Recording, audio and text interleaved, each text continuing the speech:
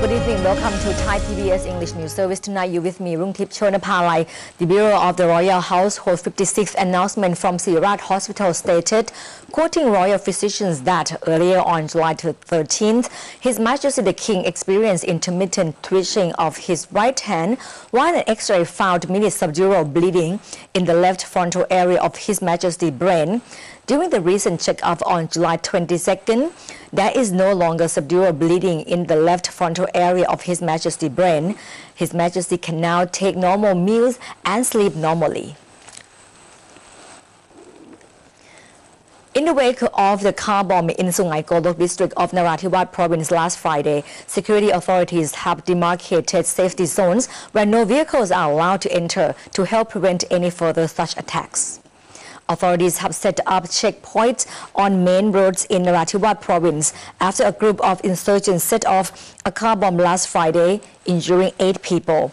The security services are also seeking the whereabouts of 6 vehicles which they suspect were stolen by the same group to use as car bombs. The authorities also announced 100,000 baht per car reward for those who could provide information as to the whereabouts of these vehicles. To increase safety, the province has designated safety zones from the intersection in front of the Merlin Hotel to the Parkson Hotel.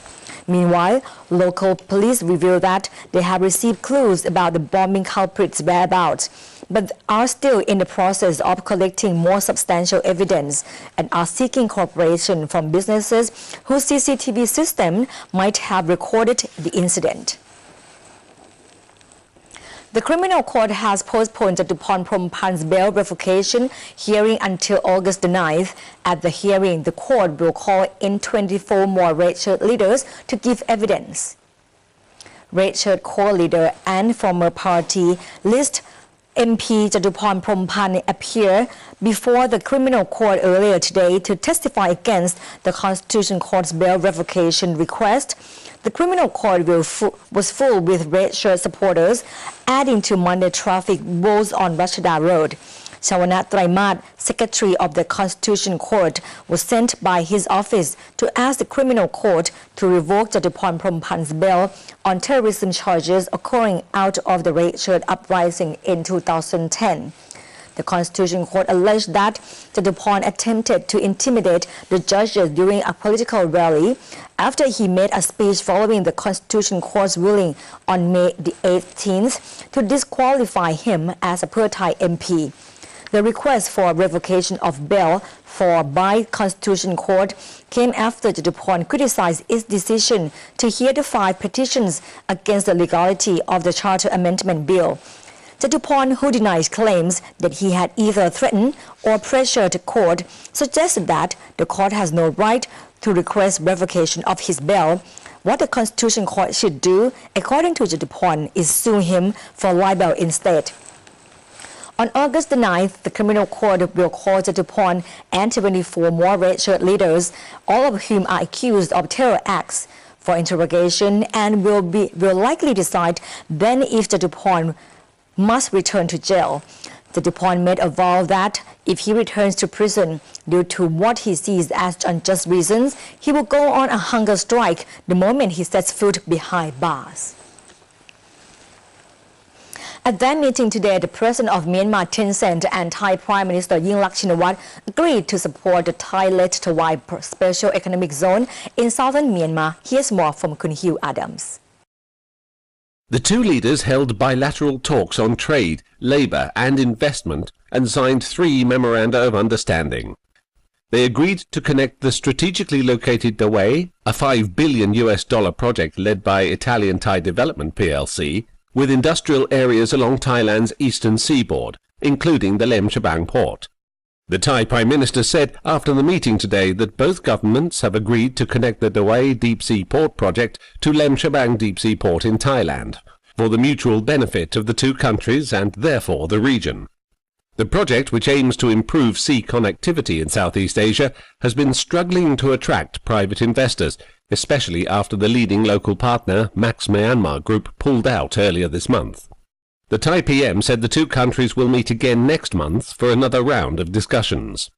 Myanmar's President Thein Sein thanked Thailand for the support in its reforms Western countries have eased sanctions against Myanmar that were imposed under the junta, and big Western firms are keen to get into the country. Elsewhere in Bangkok, around 20 Myanmar Rohingya workers protested outside their embassy, urging Thailand not to do business with their government. They said Thein Sen's government was turning a blind eye to violence towards Rohingya in Rakhine State. On the 17th of July, Thailand's top energy firm said it planned to invest $2 to $3 billion in projects in Myanmar, including a 150,000 barrel per day refinery, coal mines and a power plant as part of its drive to expand in Southeast Asia. As for the 92 Thais detained in Myanmar, Thein Sen insisted that Myanmar's government will try to find ways to help, but detainees have to go through the judicial process first. President Thein Sen said that he is grateful that the Thai government has placed importance on the political and economic development of Myanmar, and that Myanmar will strengthen collaboration with Thailand, especially over the Dawei Deep Sea Port and Eastern Seaport projects. Hugh Adams, Thai PBS. Thank you, Kun Hugh. Amidst the chronic economic slowdown in Western economies, Thai businesses and workers are excited about the opportunities the launch of the ASEAN Economic Community, or AEC, in less than 3 years' time will present. Still, can the AEC live up to its ambitious goals, which include the establishment of a single market and a freer flow of labor? Here's more from Kun Bandit Gertbandit. Over the years, liberalization efforts have been made to smooth trade in goods and services among ASEAN members. On top of the ASEAN Free Trade Agreement, the much-anticipated ASEAN Economic Community, starting in 2015, is expected to achieve a single market and one production base. Yet, academics advise caution because the greater connectivity is likely to bring about stiffer protectionism, which could essentially defeat the whole purpose of regional economic integration. หลัง 2015 แม้จะภาษีจะเป็น0 นะครับ After 2015, even though import duties will technically be reduced to zero, non-tariff barriers in each member country will likely grow in strength to protect its indigenous businesses from foreign competition. อย่างเช่นเห็นชัดๆตอนนี้ทางด้านเวียดนามก็ทางด้านสินค้าอาหาร In Vietnam, for example, you can see a clear sign of increasing non-tariff barriers in its food industry, which has now started to impose stricter regulations over imported products, such as radiated and genetically modified food. These foods have to go through thorough steps to receive permits. Beyond trade, the AEC is also expected to foster more robust movement of skilled professionals in fields like engineering and architecture. While this freer flow of talent could bring about both benefit and loss for ASEAN countries, who differ considerably in terms of economic development, the ability of workers to freely migrate from one country to another might not be as easily predicted.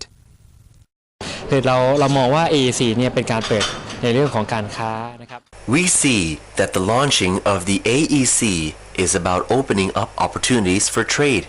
We hope that there will be a greater circulation of capital and trade. However, achieving a freer flow of labor may not be as simple, because for professions like doctors and nurses, each member country has different job requirements, and those details will not allow workers to circulate that easily.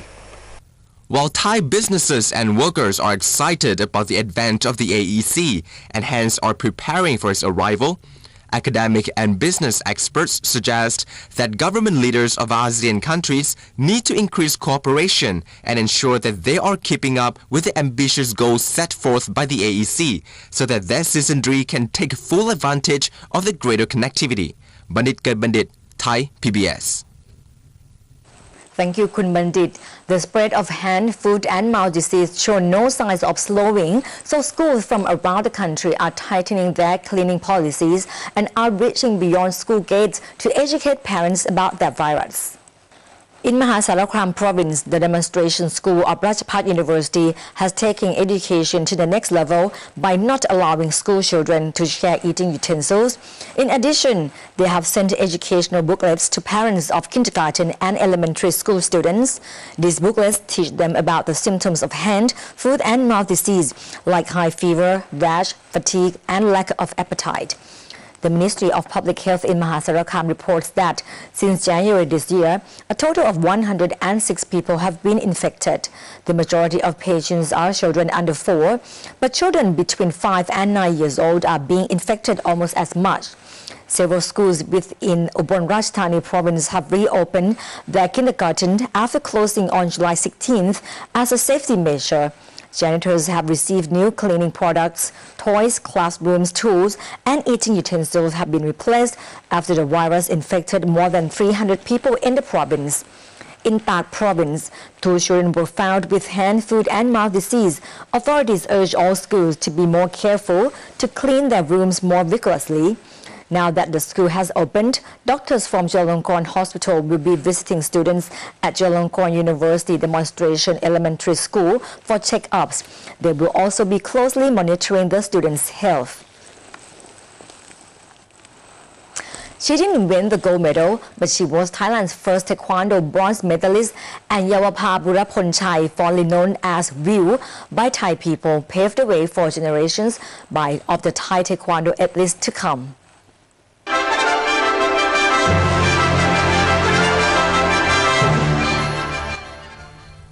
It was 8 years ago when Thailand first sent a Taekwondo team to the Olympics.